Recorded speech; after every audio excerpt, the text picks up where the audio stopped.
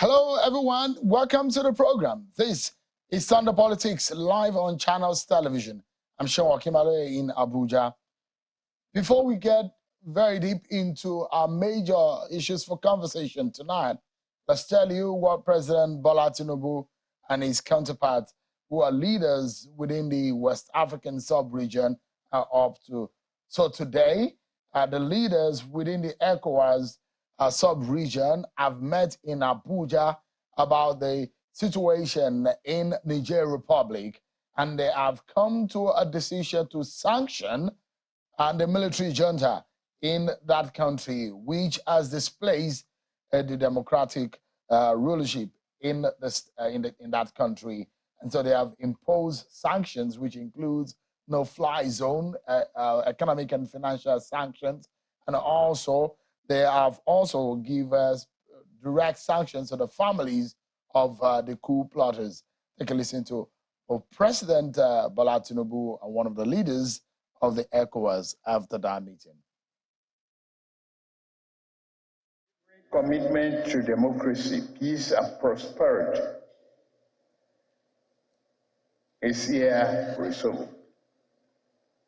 Throughout our deliberation, we have recognized that the challenges faced by Niger are interconnected with the broader issues affecting our region. As African leaders, it is our shared responsibility to foster stability and progress, placing the well-being of our people at the forefront of our endeavors, and working together towards their prosperity and happiness must always constantly be our goal. And consistently, we stand with our people and freedom and our commitment to the rule of law and not the barrel of gold. Africa has come of age. We reject coup, an interruption to constitutional order. But as President Bola Tinubu, after that meeting today, some of the resolutions giving in respect of what has happened, I'll allow you to also listen to some of the sanctions directly made by ECOWAS. And this is also one of the leaders of ECOWAS after that meeting which had earlier today in Abuja.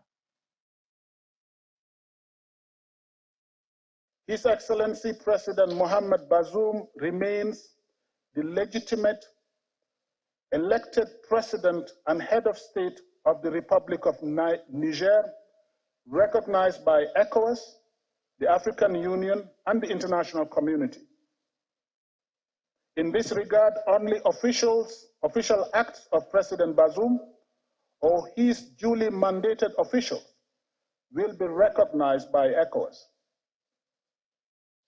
2, condemn in the strongest terms the attempted overthrow of constitutional order in Niger and the illegal detention of His Excellency President Mohamed Bazoum, President and Head of State of Niger, as well as members of his family and government. Call for the immediate release and reinstatement of President Mohamed Bazoum as President and Head of State of the Republic of Niger. In the meantime, the following measures are to be applied with immediate effect. 1, closure of land and air borders between ECOWAS countries and Niger. 2, institution of ECOWAS no-fly zone on all commercial flights to and from Niger. Suspension of all commercial and financial transactions between ECOWAS member states and Niger. Thank you so much, everyone. That was some of the recommendations made by the ECOWAS, the implications of military takeover in the region. So the leaders are harnessing their resources and ensuring that there is a peace within the West African sub-region.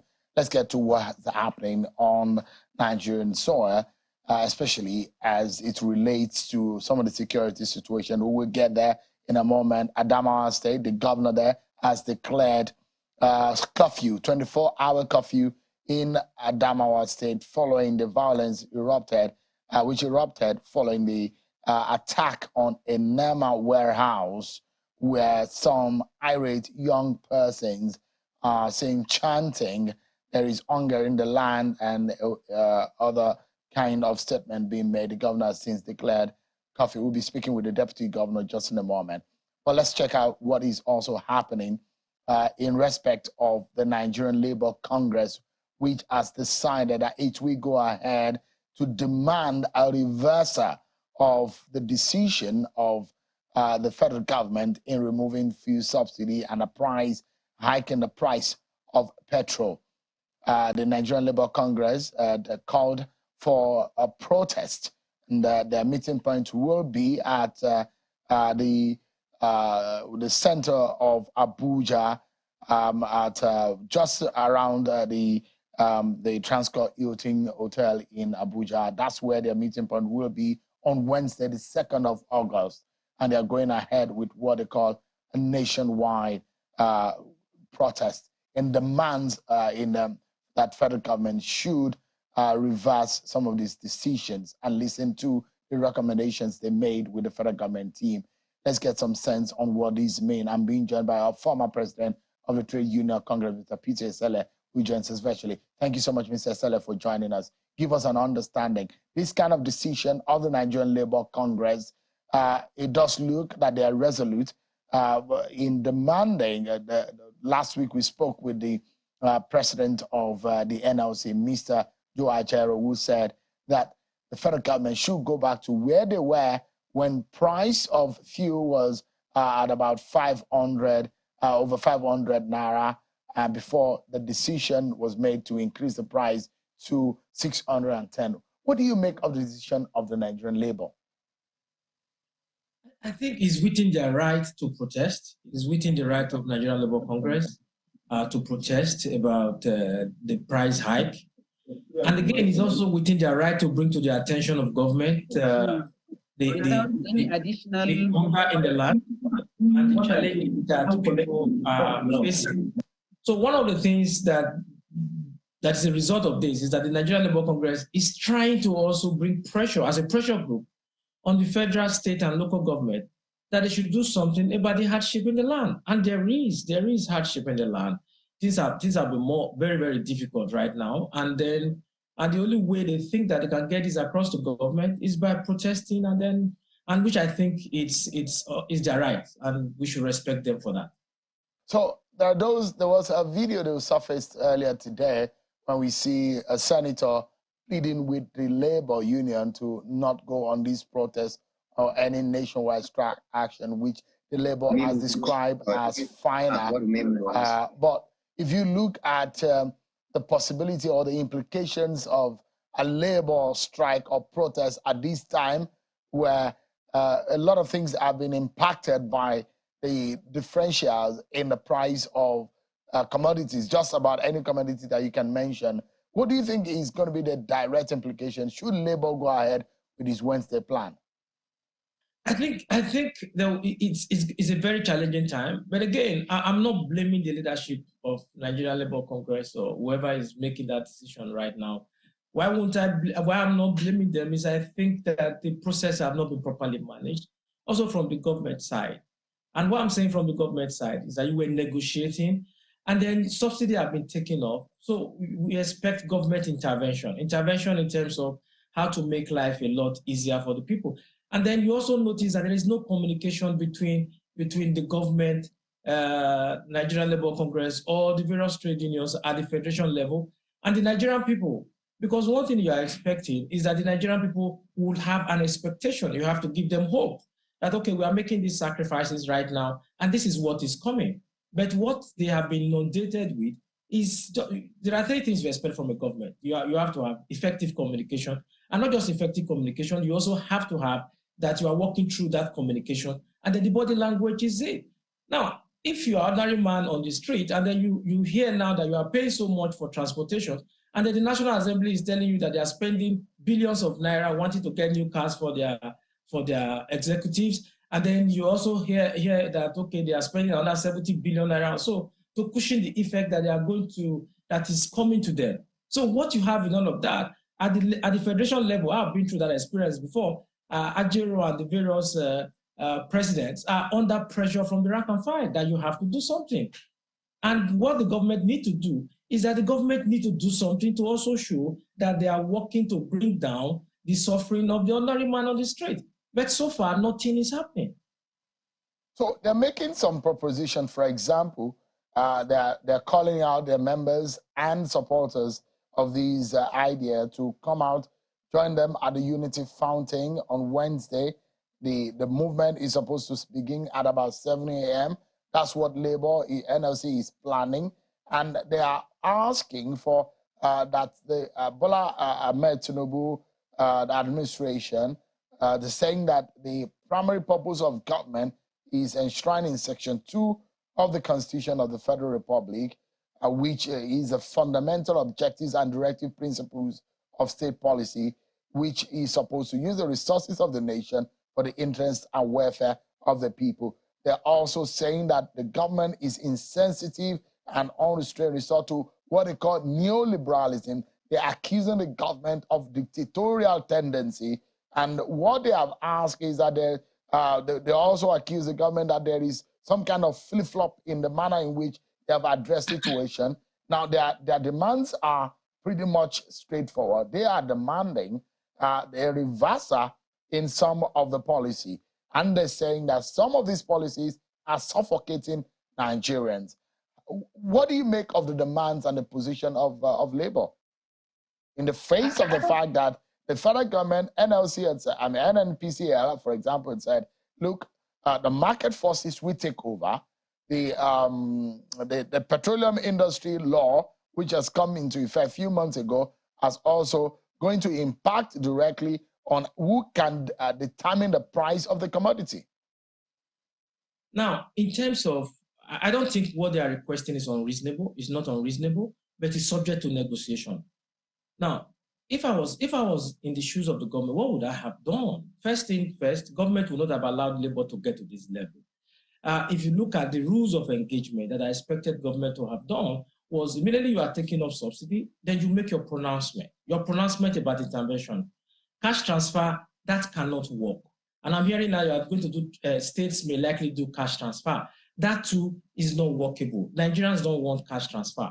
So what would have been my option? The first option would have been, immediately I say I'm taking away subsidy, you go ahead and tell Innocent and NAMCO, as I start producing vehicles, CNG-powered vehicles, and give them guarantee that whatever they produce, you buy.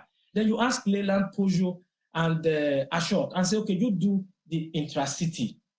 Now, what will now happen is that the people now look forward to, okay, buses are on their way.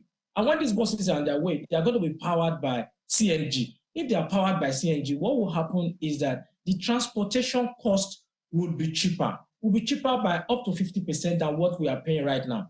So what that invariably means is that you take away the anger of the people, and you also make it difficult for Nigerian Labour Congress, TUC, or whoever, to call the people and say, we want to protest. But right now, the hardship on the street is making the people to want to look forward to something need to give. So there is still room for negotiation, but government must move beyond platitude. There must be a plan. There must be a short-term, medium-term, and a long-term plan. And the entire state, that is the federal, the state, and the local government must be at sync. Not federal government doing something different, states doing something different, and local government doing something else. That just won't cut it. So what you have now, I know Joe Ajero, I know the pressure he would have been since the pump price moved from 195 to 500 plus, and now it's 600. It's going to be 600 plus in Abuja, 500 plus in Lagos. And I can also assure you, if the current price of crude oil keep going up, by September, when the 90-day stock will have exhausted, you are likely going to pay more. We'll be looking at the range of Lagos hitting 600 plus, while Abuja may also be going towards late 600, heading towards 700. So the challenges ahead are there, but what I expect the government to do is put on its thinking cap and find a solution to this. Nigerian Labour Congress have every right to protest. But if you talk in terms of timing, my worry will be they may likely lose it on the street. That's one, because there's so much pressure. And then secondly, you just see what is happening at Adamawa. You just reported it. Now there's no protest. People are already going to, it's not just going to NEMA's office and breaking in and moving grain. And they're all shouting, there's too much hunger in the land. I'm aware that Governor Finitri also declared a curfew, 24 hours curfew. The reason why some people are already breaking into shops and looting. So you can imagine when protests and strike now start, it may be something that the government may not be able to control, or Nigerian Labour Congress may also may not be able to control. So we need to move beyond platitude and do what is needful to make Nigerians have hope. So, I mean, they seem to be moving ahead. They say no to anti-people policies. FG should adopt CNG as alternative fuel. Protect subsidy. FG, why are you protecting subsidy criminals? These are some of the messages they are putting out there. They say 8,000 naira palliative to household and insult to Nigerians. They're calling on the federal government to implement what they call the people-centered agreement reached by the organized labor. On the final note, with all of these demands and the plans of labor, or those who fear that if labor go ahead with these plans, there might be a possible shutdown of the system, of the economy. If there's going to be an urgent action, tomorrow is Monday, what do you think should be done? Because we understand that there was a walkout by the labor, organized labor, on the meeting with the FG on Friday. Yes, because one of the things that have been done over time is I don't want to say whether there was lack of seriousness from government. I'm at a loss why at this point in time the federal government would have allowed labor to go ahead and issue an ultimatum. Because right now it will be very difficult for Ajero to back out. If you back out, it's going to be accused of a sellout. And then the other option for government is that government should come out with a plan and say, this is what we are doing. So what we have had over time is government is kicking the can down the road. One, invest in CNG. You just saw one of their demands now is government to invest in CNG. And when you invest in compressed natural gas, what would that do?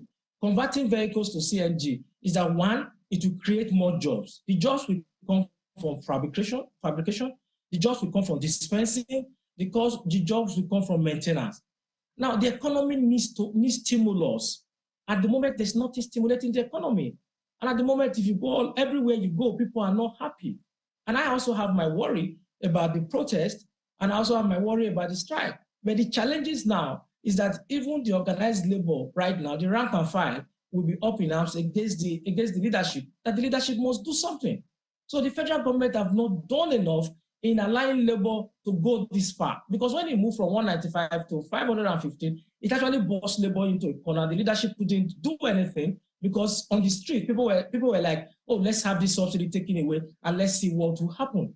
And now people have seen what is happening now, and they found out that government has not communicated enough, and government is not telling them what they would do.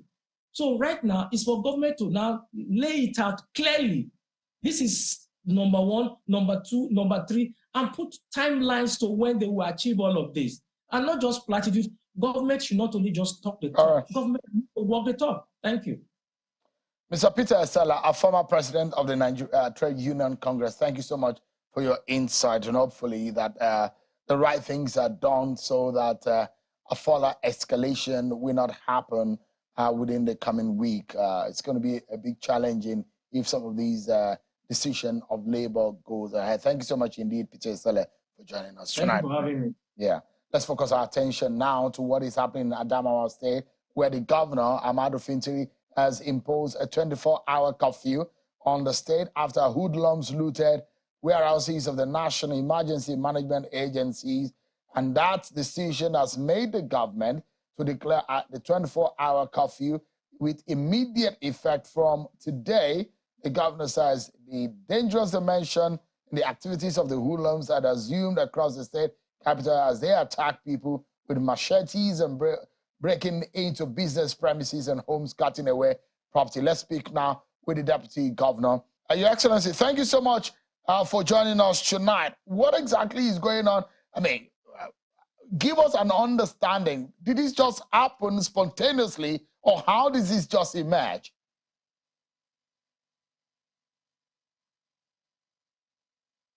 Yeah, it seems your device is muted. Can you unmute, please? Okay. Oh, yeah. Done that. Can you hear me? I can hear you now. Please go ahead, ma'am. Good evening, and thank you for having me. I'm Professor Kalita Pofarauta, the Deputy Governor of Adamawa State, standing in for my governor and on behalf of the entire people of Adamawa State.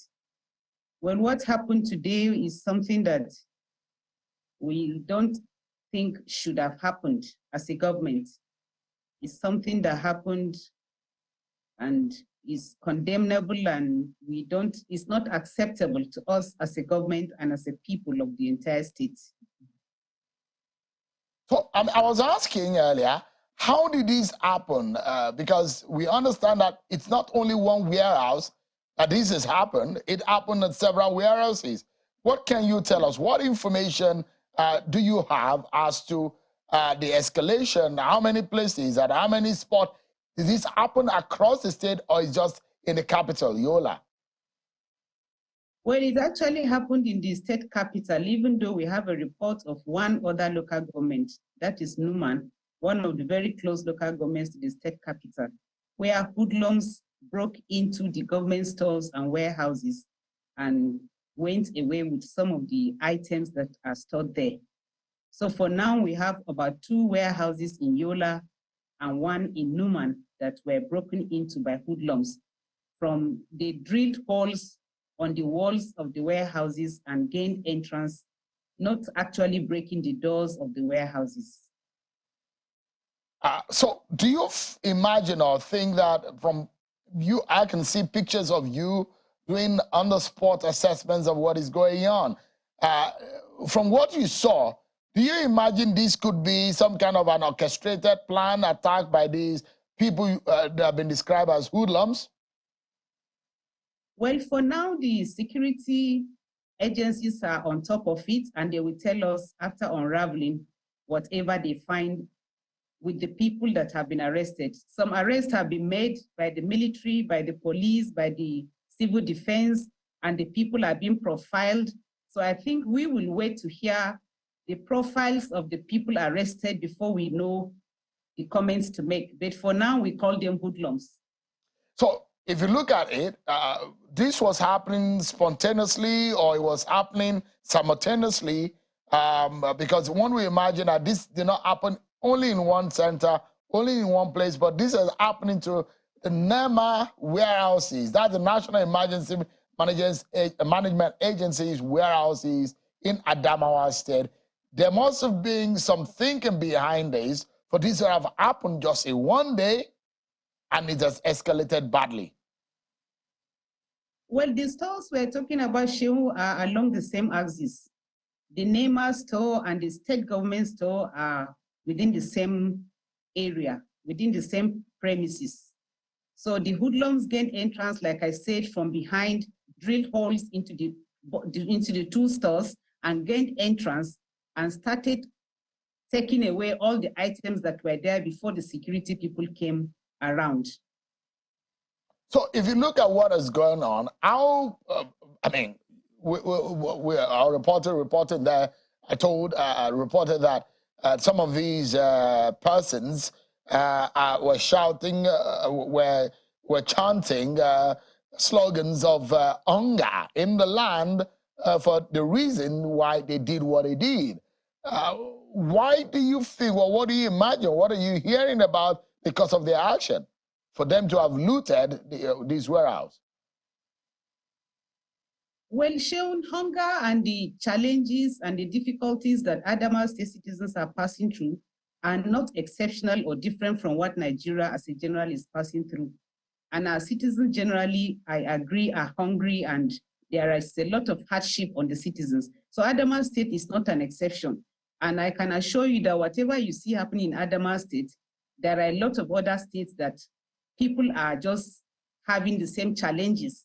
So it just happened that in Adamawa State, these hoodlums could gather together and do what they did. But the hardship, I agree, is the general hardship on the citizens of Nigeria, and Adamawa State also is inclusive. So you imagine that this is uncalled for. But then when we imagine that after the National Economic Council meeting, which Governor Fintiri was also part of, the agreement and the resolution was that states should also devise means of catering to the needs and the welfare of the people in the state and come up with measures. And we've seen states like Kwara, Ogun, Imo, Rivers, they have come out with measures to create some palliatives and some cushioning effect for the people of the state. Could it be that this is one of the reasons why they are agitated, that maybe your government has not reacted like other states have reacted in ameliorating the pains that they are going through?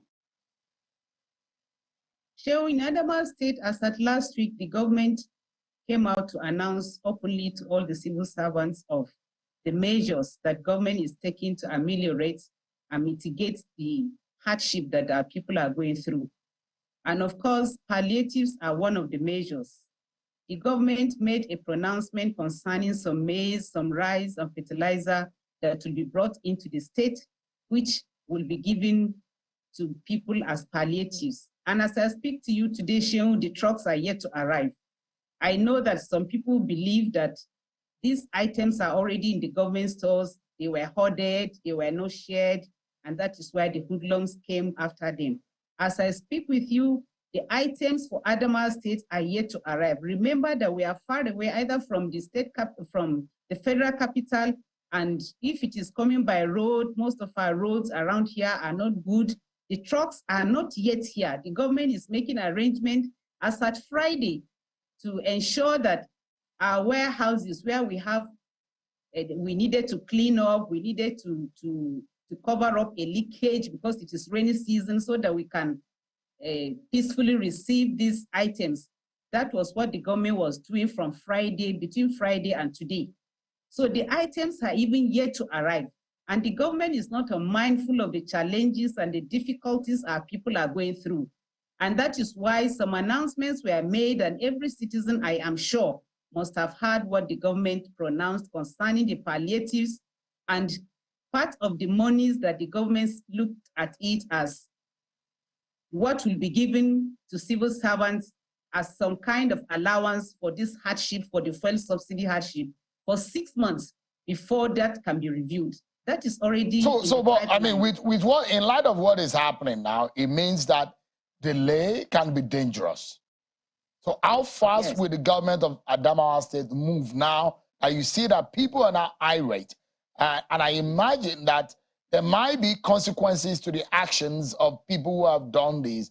But there are those who are also sympathetic to their cause. Their thinking is that they are hoarding these things and they are hungry and they needed help. So, but how fast would your government now move? Say by tomorrow morning, are you making decisive action on coming to the aid of the people of Adamawa State? Yes, the government is making decisive action to ensure that mitigation arrives quickly. But I cannot tell you by tomorrow morning because the trucks are at different positions and locations as we talk with you. But of course, the government is on top of it, ensuring that the trucks arrive safely and so that these items can be given out. And like I've told you, Sheung, the government is very, very mindful of the fact that our people are hungry and our people are suffering. We accept that, but we condemn what has happened because that will not take us forward. Those stores and warehouses that have been broken into, the government still has to use funds now to repair them. And our youth can channel their energies into positive things instead of doing what they did today. Sheung, a hungry man should not have the strength maybe to even pull down a television set from the wall. If he picks a bag of maize or a bag of rice, well, that is hunger. At the spot where we went to look at, we have a mobile clinic of NEMA in one of the spots we checked. That is something that has been of great help, especially in flood issues when there's an outbreak of diseases and doctors cannot reach there. This mobile clinic has been of great help to our people from the riverine areas to evacuate them to bigger hospitals, but that has been vandalized. And that is taking us some steps backward. It means before we can get that to work again, and we are on the red alert state for flood for 2023. So we condemn those activities of the hoodlums.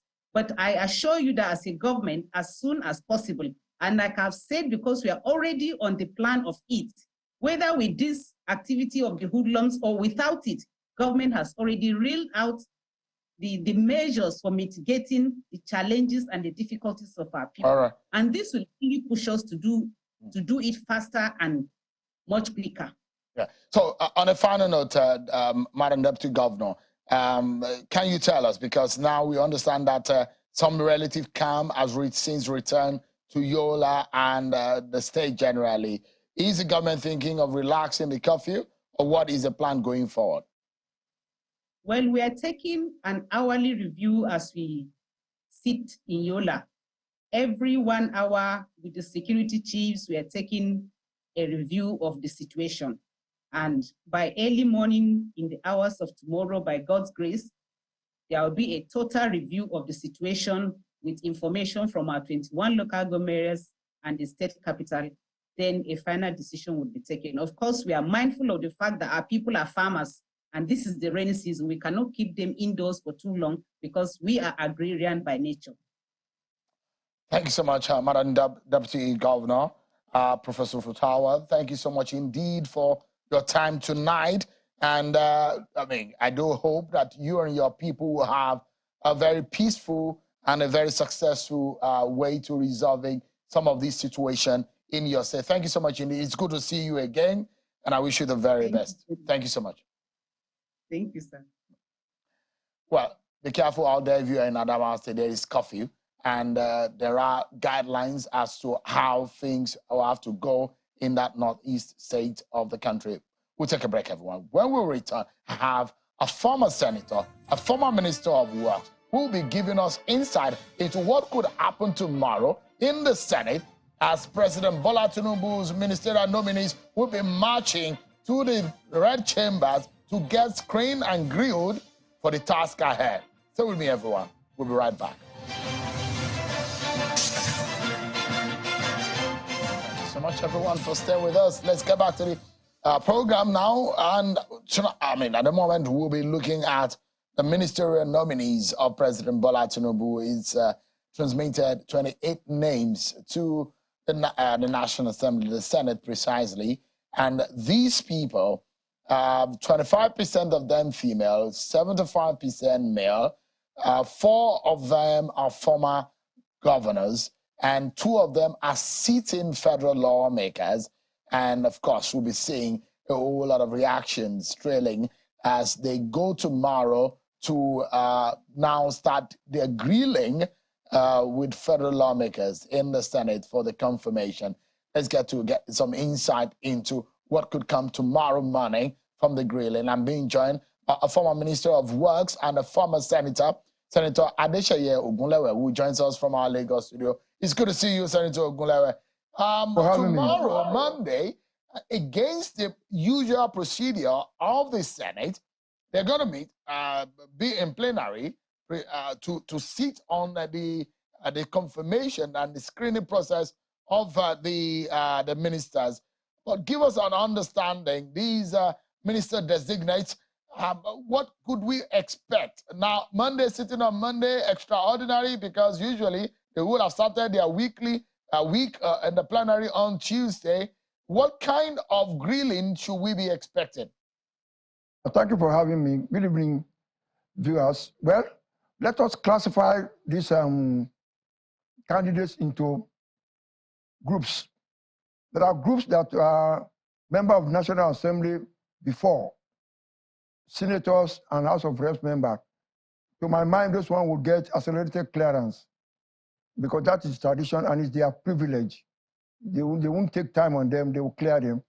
Then we have 4 governors, 2 of the governors were also senators too.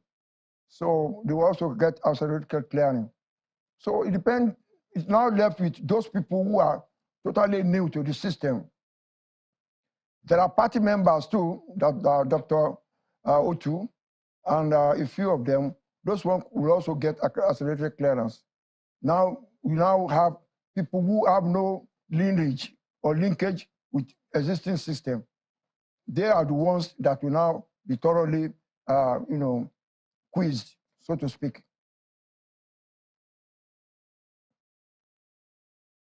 So we're talking about Senator Owaneno. We're talking about Senator Umai, Senator Baka Kiari. These are those who have been in the National Assembly.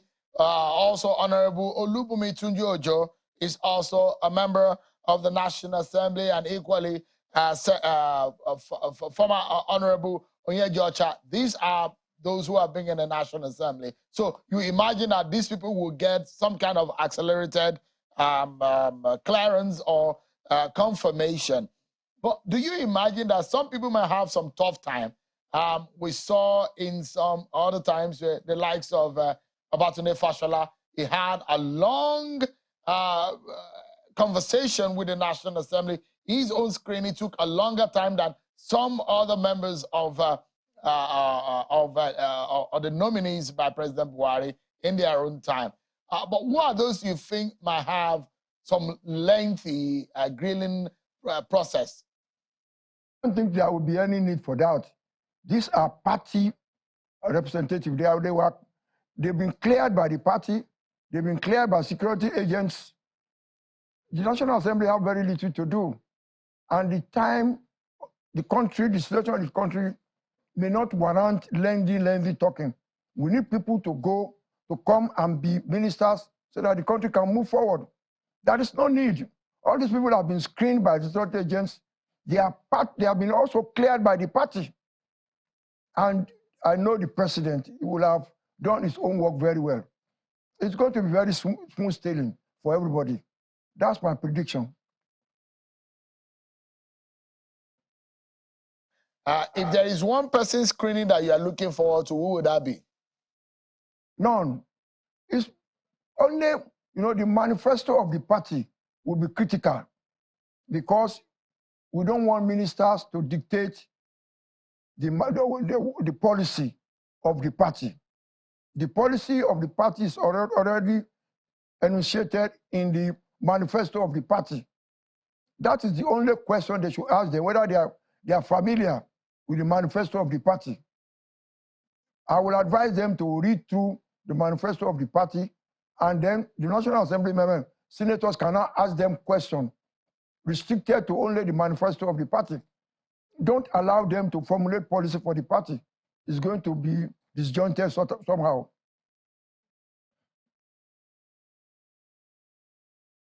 If you look at it now, over the years, members of the National Assembly, especially senators, have requested that when presidents are transmitting names of minister nominations for ministerial positions, they should come with portfolios. So it makes their work easier, and we know how to streamline their questioning and the grilling of some of these nominees. Well, I mean, how helpful or how difficult would their job be if the portfolios are now attached?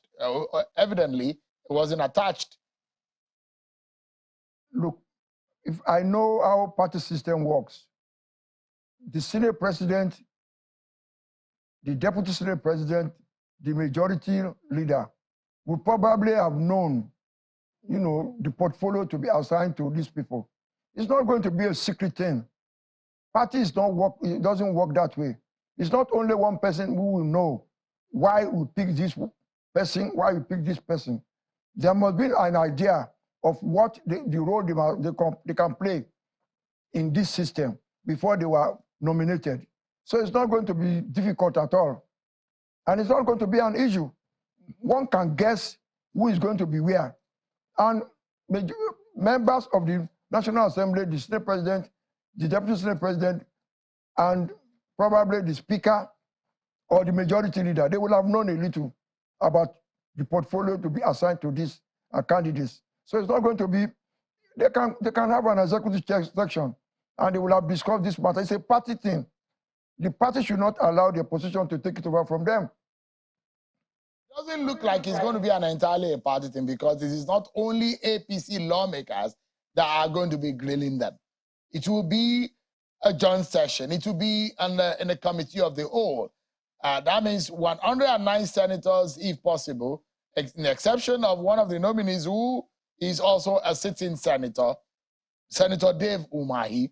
But in all of these, a few names that have come up, when we imagine the kind of portfolio that they could fall into. Take, for example, Mr. Lateef Fagbemi, who is a very senior lawyer, a senior advocate of Nigeria. One will imagine that it might be the next Attorney General of the Federation. Professor Pate, who was a former Minister of State for Health, might be the next Minister of Health. Someone like Senator, Honorable, the former governor of Kaduna State, Nasir El-Rufai, is being, a lot of people are talking about him heading the power ministry, and the former governor of Rivers State heading the Ministry of Works, and a few positions that people are speculating could be go. There are those who are evident and obvious. We have also another medical doctor there, Better Edu. We have a few lawyers within the nominees. Mr. David Alake has a clear profile. What he's done all his life is being in the area of communication, the media, and journalism. But in these, what would you say from your experience that could be going on the minds of President Bola Tinubu, the man that you know who has been the governor of Lagos State for 8 years? These kind of personalities, what can you predict? What can you foresee looking at the crystal ball? As we are speaking now, it will be in discussion with critical stakeholders in the party and in the National Assembly. And they will have determined who is going to man which portfolio. It's not going to be himself alone. It's a team player. He will have discussed extensively with so many people. And before tomorrow morning, every stakeholder in that group will have known who is going to be where. So they are going to the National Assembly will just be a formality. I think so. But some of the senators are already speaking. They said it will not be a formality. They will grill them to the joy of Nigerians. For example, for them to be able to know what exactly they are going there to do. The nation is at a critical stage. But before you, if you look at it, could you predict if there's a possibility that maybe one or two persons may not be confirmed by the senators? I don't think so. They will have held executive section before they go into main plenary. And they will have discussed and ironed out a few things. And it depends on the skill of the Senate president. And I can assure you, he's an extremely skillful politician. You don't allow anybody to impede, the program of your party. You will have discussed with them and get clearance, and then we move ahead. I don't think it's going to be difficult. It's going just to be a normal exercise, because the nation is waiting. We are in a hurry to have a cabinet to move on. So anybody who wants to disturb what we are doing now may not have his way. Nigeria may be unhappy. Let us have an executive. Let the country move forward. The president alone cannot be running the country. So clear them immediately by Tuesday, Wednesday. Let them have the portfolio. Let them be inaugurated. Let the country move forward. But yes, it's good that we need to, have a clearance and a closure to some of these things so that the nation can move forward. But again, the reason why the National Assembly is there, and interestingly, you are one person that has sat in the two parts of government. You've been a senator, you've been in the cabinet. But again, is that no one will say, just screen them and go in. At the end of the day, if they do not perform, Nigerians will be asking questions. But you guys were the ones who screened them. And that's why it is critical for them, for the senators to take a critical look. Anyone who does not look like a minister that can serve Nigeria should not be screened. I think that will be the kind of feeling that Nigerians will have. If someone does not fit the bill, it should go back home, let the president replace such a person. Don't you think so? That's not my own idea of the work of a minister. Fortunately for us, APC has a manifesto. In that manifesto, if you read it properly, almost everything has been spelled out, what they want to do, how they want to achieve their goals. Probably they will have committees like they have now on revenue, they have on taxes, that will now formulate a policy. The minister is not supposed to be formulating policy for the party or for the government. The government should formulate policy and allow the minister to implement that policy. Because if you allow the tendency of the individual minister to interfere with the manifesto and policy of your government, there will be a distortion. Because there are so many characters around. You can bring a minister who does not believe in primary health care, whereas the base of any form of medical services is primary health care. And it's a surgeon. What are you going to do? And your own program is primary health care. Look at what happened in the area of education. We have some universities started to increase fees, and Unity School increased fees. That is not the policy of the government. We should not allow an individual to take over the responsibility of government.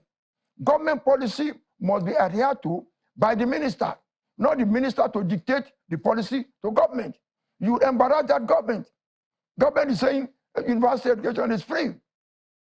Somebody is saying they must pay. So who did they vote for? They voted for the party. So my own view is that the party must take a stand.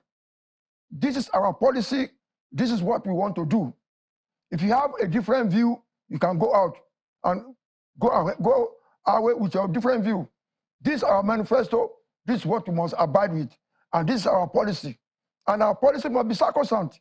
It is not for the minister to be like the past government, where a minister will say something that is at variance with the policy of government. And there was a lot of distortion. And people could not, in any way assess the performance of that government, because so many people were talking different things in the same government. That is not the way. You have to follow the policy of the government, the policy of the president. If you cannot follow it, you get out. So don't allow the minister to dictate policy for government. It's going to lead to distortion. Senator, I was going to ask you, the party that you're making reference to, the party's leadership is also in some kind of turmoil. Well, that's on one hand. But give us your view on the political interplay in the decision of President Tinubu, the choice of 4 former governors, the choice of a former PDP governor, Governor Nyesom Wike. What kind of interplay, politically speaking, do you think this a taste and fashion that this has brought into play? It is so easy to decipher.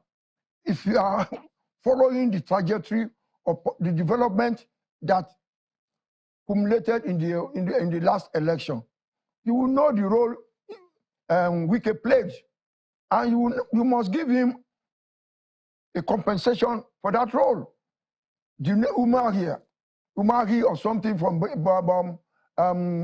Ebonyi, an outstanding engineer.